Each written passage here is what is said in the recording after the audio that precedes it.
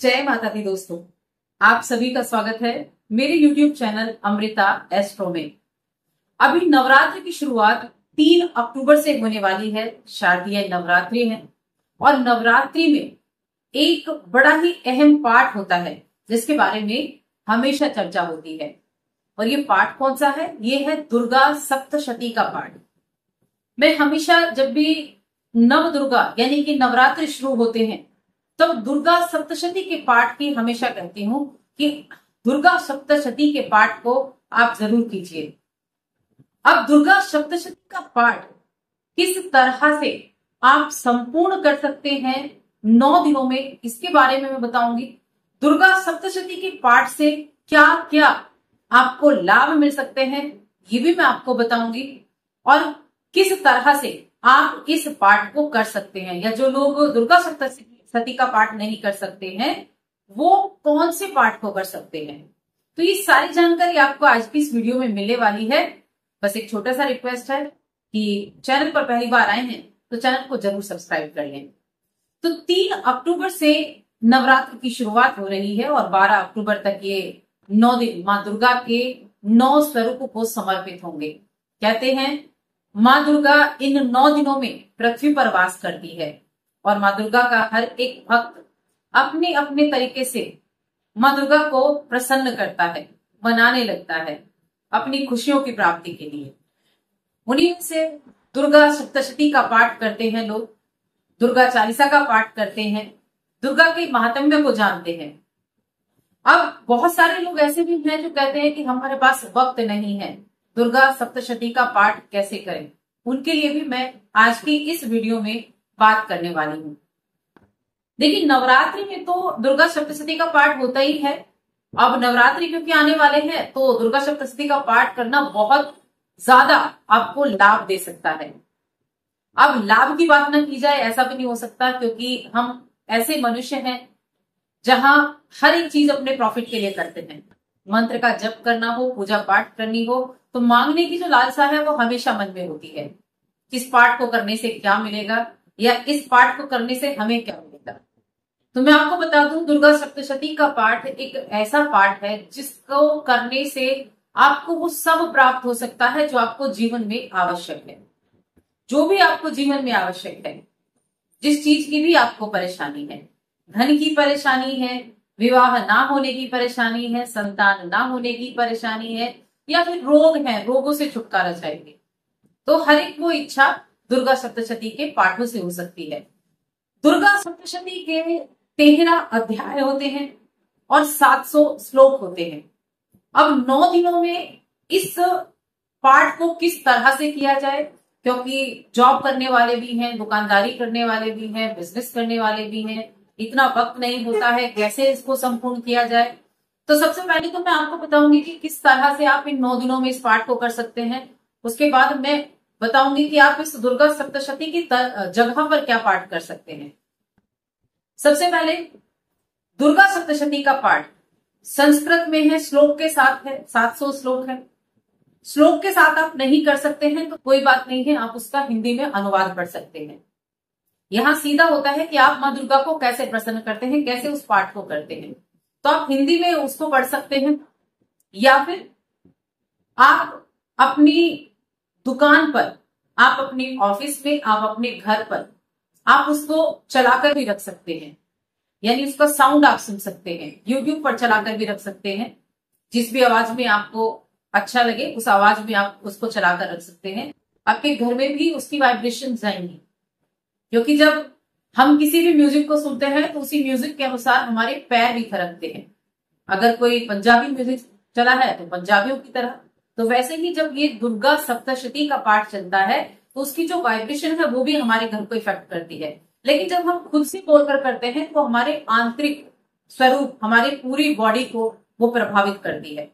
तो खुद से बोल के करने का अलग ही बेनिफिट होता है। लेकिन आप किसी भी तरह से जरूर कर सकते हैं। आप श्लोक के साथ कर सकते हैं, आप हिंदी में कर सकते हैं।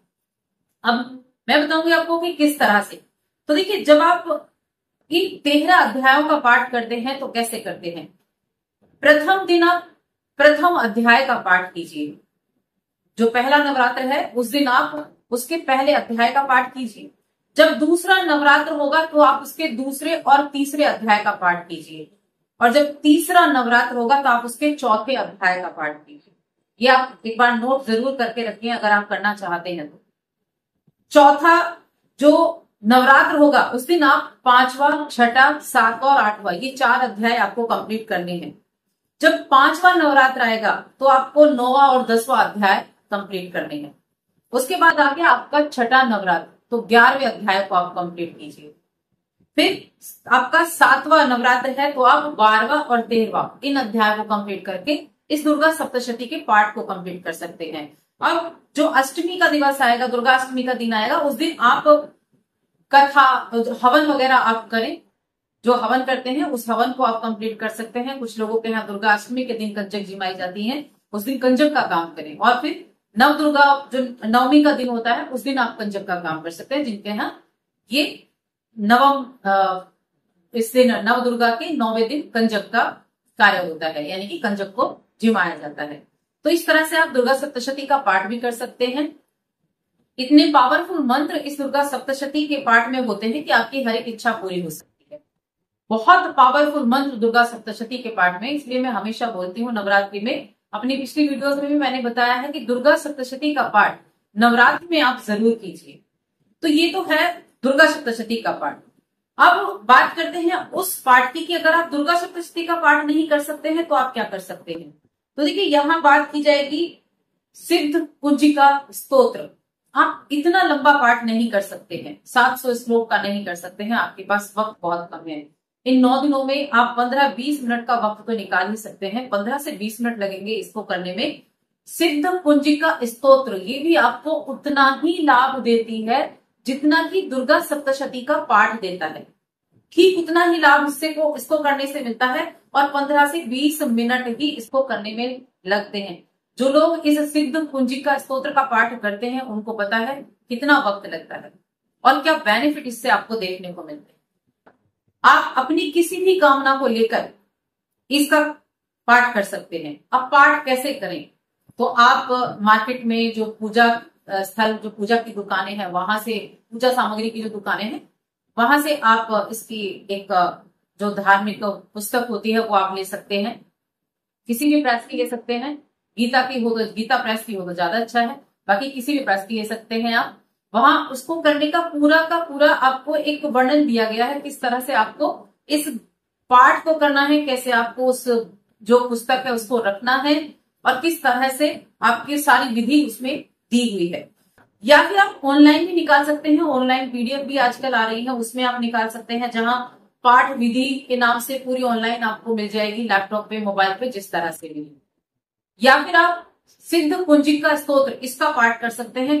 आप ऑनलाइन भी कर सकते हैं, आप पुस्तक लेकर उससे भी कर सकते हैं, यानी जैसे भी आप कर सकते हैं वैसे कीजिए, लेकिन कीजिए। लेकिन 3 अक्टूबर जो कि यहाँ इस दिन घट स्थापना दिवस होता है, तो घट स्थापना करें, मिट्टी के कलश में करें, तांबे के में करें, पीतल के में करें, इस तरह के बर्तनों में आप कलश स्थापना करके उसके बाद दीपक वगैरह जला के आप इस अध्याय की शुरुआत करें। और अगर नहीं कर सकते हैं किसी कारणवश तो अपने घर में, ऑफिस में, दुकान में चलाकर जरूर रखें। मैं पूरी गारंटी के साथ इसके लिए बोल सकती हूँ कि इस एक पाठ को करने से इच्छाएं पूरी होती हैं। बहुत पावरफुल मंत्र इस अध्याय में होते हैं। तो आप सिद्ध कुंजिका स्तोत्र इसका पाठ तो जरूर करें और फिर आप मुझे कमेंट करके बताएंगे कि हाँ आपकी इच्छाएं पूरी हुई या ना हुई। आपके चाहे संतान का विवाह ना हो रहा हो, संतान को जॉब ना मिल रही हो, संतान की प्राप्ति ना हो रही हो, अपना खुद का आपको कार्य करना हो, अपनी खुद की कुछ प्रॉब्लम्स आ रही हो, यानी कोई भी आपकी प्रॉब्लम हो सकती है, उसके निवारण के लिए आप इस अध्याय को, आप इस पाठ को कर सकते हैं। तो बस आज की इस वीडियो में इतना ही। वीडियो कैसी लगी कमेंट करके बताएं और चैनल पर पहली बार आए हैं तो सब्सक्राइब जरूर करें। जय माता दी। आप सभी को इस नवरात्र की बहुत बहुत शुभकामनाएं।